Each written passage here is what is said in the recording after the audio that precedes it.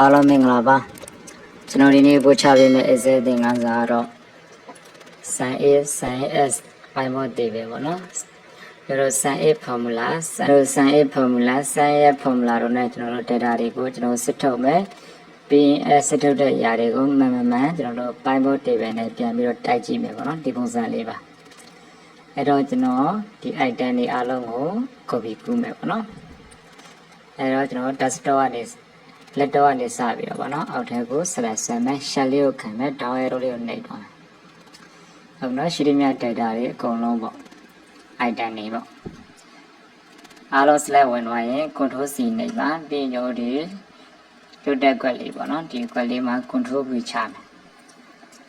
ဟုတ်ပြီဒါတွေကကျွန်တော်တို့ထပ်နေတဲ့ data တွေရှိတယ်ပေါ့နော်ရှိတဲ့အခါမှာသူတို့ data တွေကနေကျွန်တော်တို့ remove duplicate ဆိုနှိပ်ပြလိုက်မယ်နော်ထပ်နေတဲ့ဟာတွေကျွန်တော်ဖယ်ပေးမှာပါ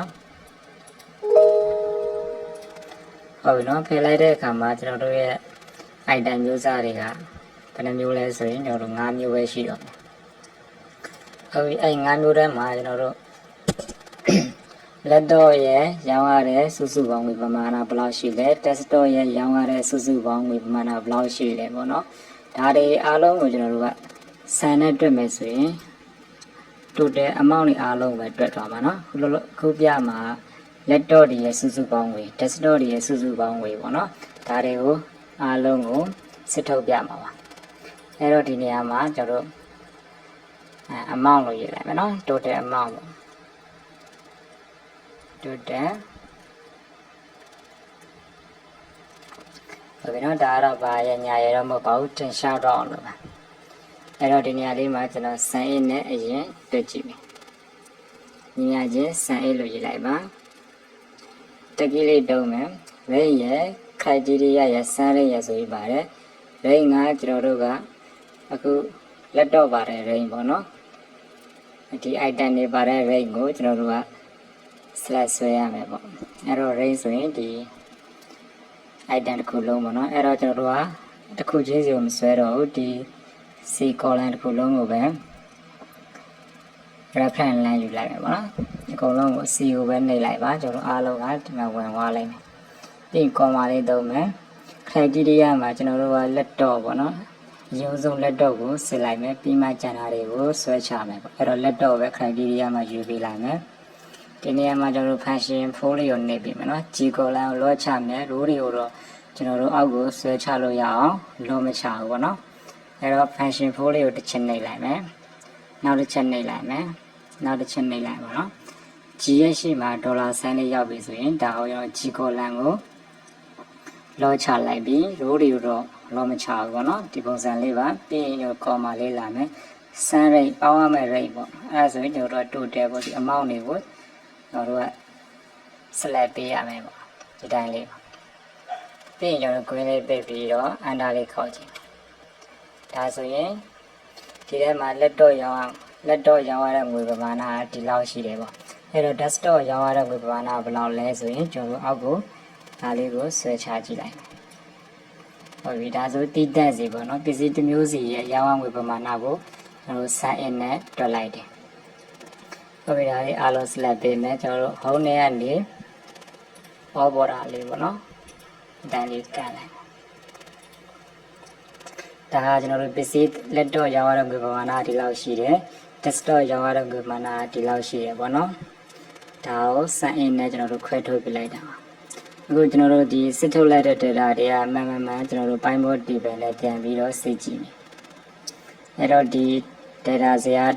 ထဲမှာ select ပေးထားမယ် insert ထဲဝင်မယ် Python table သွားမယ် Python table ထွက်လာတဲ့အခါမှာကျွန်တော်တို့ဒီမှာ new worksheet existing worksheet ဆိုရှိတယ်ကျွန်တော်တို့ existing အောက်ကပဲယူလိုက်မယ်နော်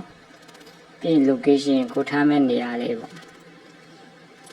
သူ့ကို select လေးပေးမယ်ဘယ်နာလေးမှာထားပြီးစစ်မလဲပေါ့နော်ဒီအောက်မှာထားပြီးစစ်မယ်ဒီလောက်မှာပြီး okay ပေးလိုက်ဒါဆိုရင် Python table ကြာလာပြီဒါလေးကိုဒီဘက်ကိုနည်းနည်းဆွဲထားလိုက်ဟုတ်ပြီနော် control လေးဖြည့်ပြီးတော့နည်းနည်းဆရာကိုတေးလိုက်ဒီကနေတေးလိုက်ရပါနော်ဒီမှာနော်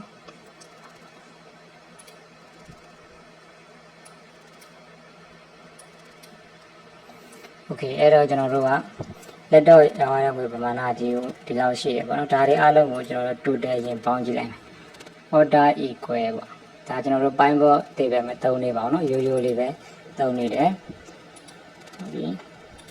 ဒါစုစုပေါင်းဝေပမာဏဖြစ်ပါတယ်အဲ့တော့ကျွန်တော်ပိုင်းဘောတေပဲသုံးမယ်ဒီနေရာမှာ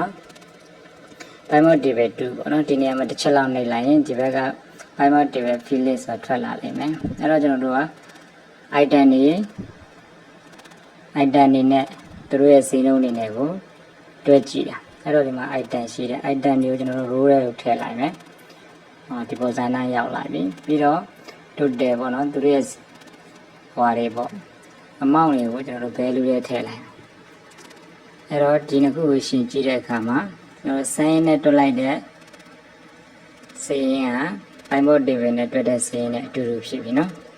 အဲ့တော့ကျွန်တော် USB ကိုကြည့်လိုက်မယ်934800 934800ဟုတ်ပြီလက်တော့ကိုကြည့်မယ်2890လက်တော့2890โอเคเนาะဒီဒါဆိုရင်ညီတော့ရေပေါ့ဒါက sign in နဲ့ formula နဲ့ကျွန်တော် data တွေစစ်ထုတ်တာကို Bible table နဲ့ပြန်တိုက်ကြည့်တာပါဟုတ်ပြီနောက်တစ်ခုကျွန်တော်တို့ sign app ကိုအသုံးပြုပြီးတော့ data တွေကိုပြန်ပြီးစစ်ကြည့်မယ်โอเคဒီဘက်မှာကျွန်တော်တို့ဒါကို copy လုပ်လိုက်မယ် control C ဒီနားလေးမှာချမယ် control V ပေါ့နော်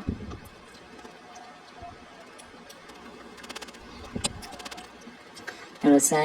sign as ကိုအသုံးပြုမယ်ဆိုရင် criteria တစ်ခုတည်းပို့တဲ့အရာတွေရှိမယ်ဆိုရင် sign app ကိုအသုံးပြုရပါမယ်အဲ့တော့ကျွန်တော်ဒီမှာဒီနားလေးမှာပေါ့နော်ကျွန်တော် region မှာရန်ကုန်မန္တလေးနေပြီးတော့3ခုပဲရှိရယ်ဟုတ်ပြီအဲ့တော့ကျွန်တော်တို့ဒီမှာတစ်ခုခုလောက်တော့ရေးလိုက်မယ်ဥမာမန္တလေးရေးလိုက်မယ်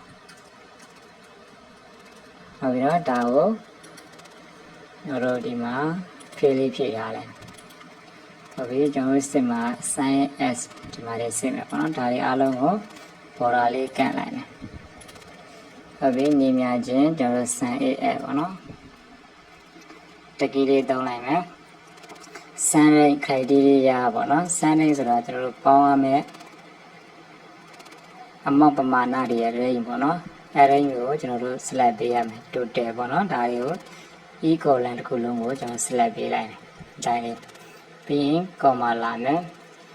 ပြီး criteria rate 1အဲ့တော့ကျွန်တော်ကမန္တလေးပါတဲ့ rate ပေါ့နော်မန္တလေးဆိုဒီချင်းထဲမှာပါတယ်ဒါကို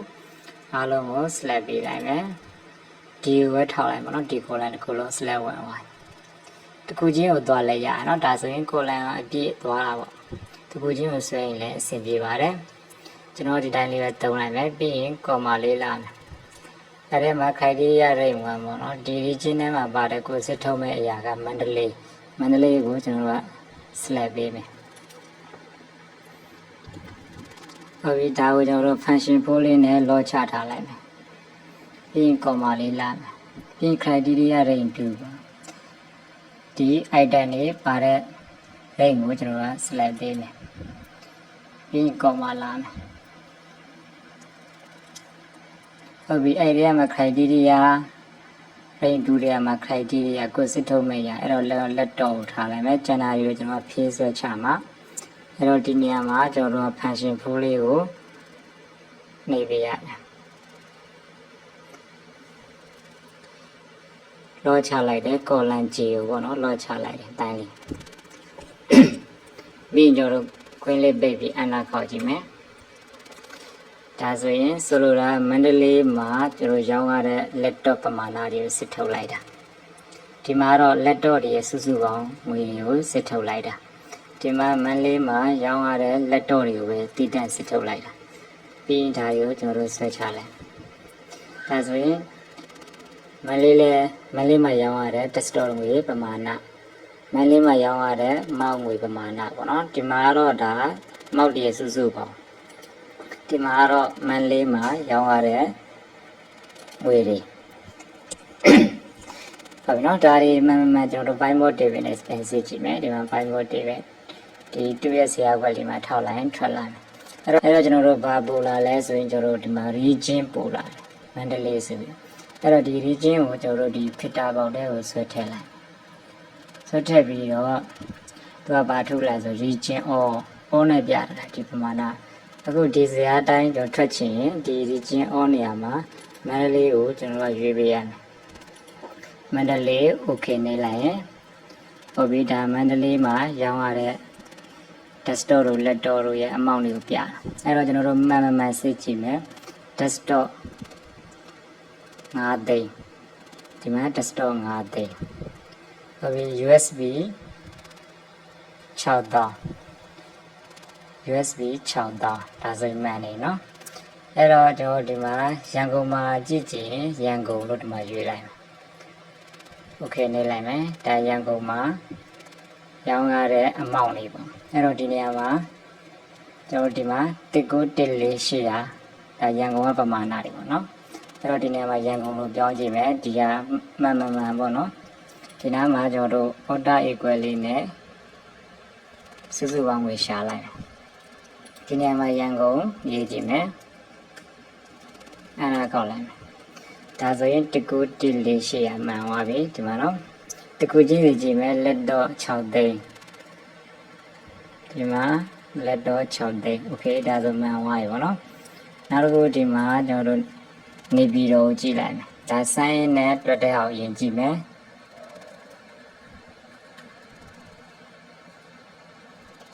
အန္တာခေါက်လိုက်